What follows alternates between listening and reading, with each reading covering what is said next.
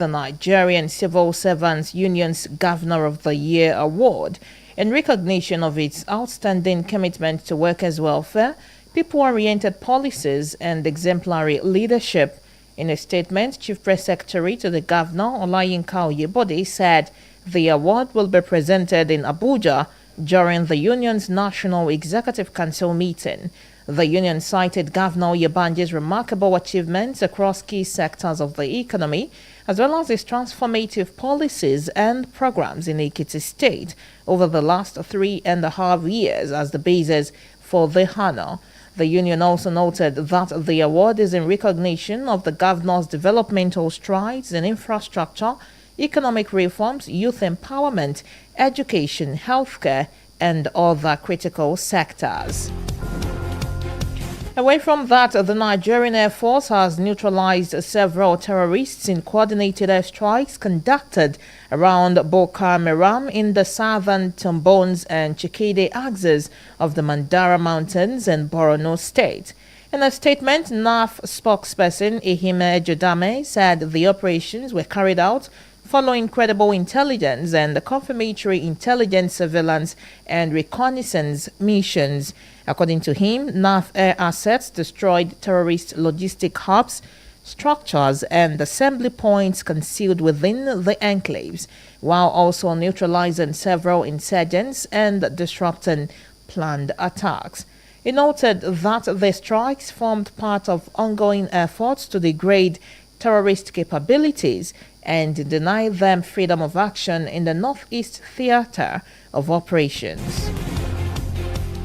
Away from Nigeria, Turkey has said that Germany would send it a Patriot missile defense system for a 6-month deployment from June to replace a system deployed as part of NATO measures in southeast Turkey to bolster air defenses amid the war in Iran.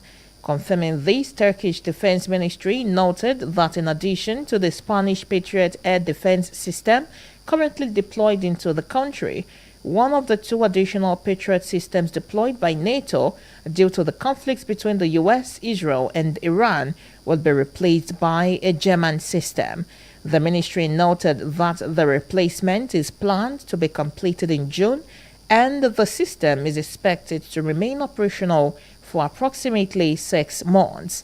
In March, Turkey said a US Patriot system was deployed to southeast Turkey near a NATO radar base in the face of missile threats from Iran.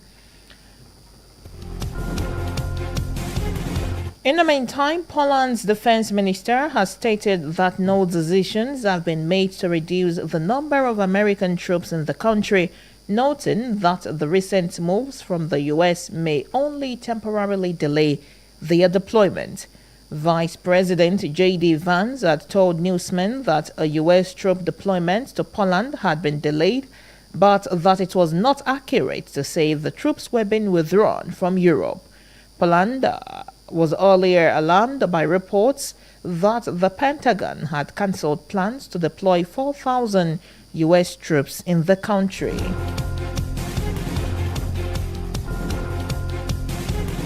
Separately, China and Russia have condemned U.S. President Donald Trump's Golden Dome missile defense shield plans and Washington's irresponsible nuclear policy at a joint summit. In a statement, Chinese President Xi Jinping and Russian President Vladimir Putin said Trump's plan for a ground and a space-based missile interceptor system posed a threat to global strategic stability. It also criticized the U.S. over the expiry of the last remaining treaty restricting the size of the U.S. and Russian nuclear arsenals, which lapsed in February, with Trump failing to respond to Russia's proposal to extend the limits by a year. This comes a week after President Xi Jinping hosted Trump in China.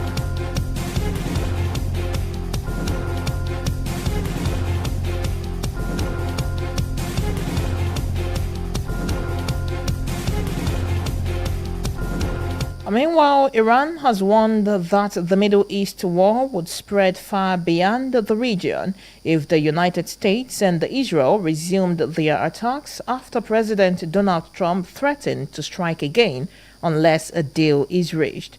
U.S. President Donald Trump has repeatedly threatened Iran with renewed military action, while Iranian officials have hit back with their own warnings of devastating action.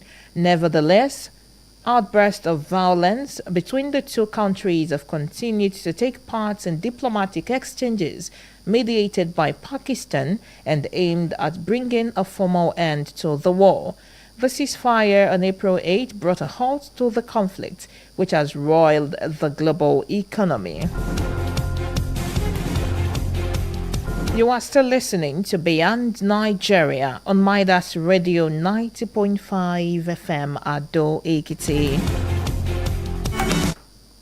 To protect the land of honor and integrity, please visit www.midasradio905.fm for more information, and you can follow us across our social media platforms at Midas Radio 905 for regular updates. You can also download our app on Apple or Play Store for convenient access and your listening pleasure. Midas Radio cares about you, and we are committed to bringing you stories that matter.